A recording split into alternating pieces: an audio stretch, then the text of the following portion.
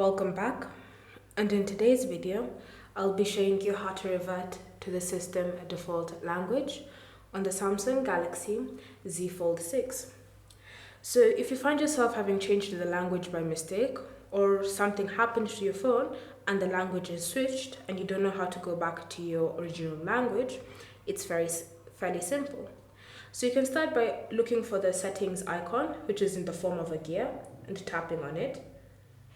And then from here, you want to scroll through the different options until you get to this option that looks like this. So the general management section should have this icon here.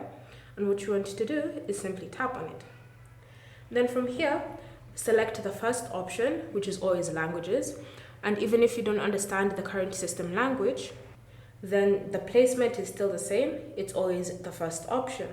So tap on it.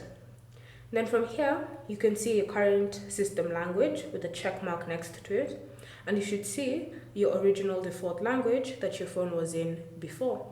So you can choose to tap on it, or if you don't see it in the list, select this plus icon and then scroll through the different languages and select your system language.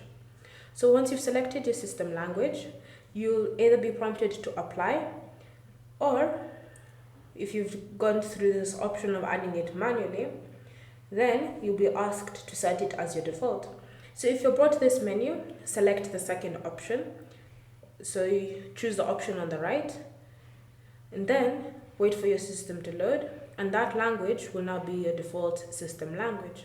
So when you go back to your home screen, you should also see any of the apps that change languages, such as the gallery or the settings app or even the calendar. They've switched back to the system default language you had previously.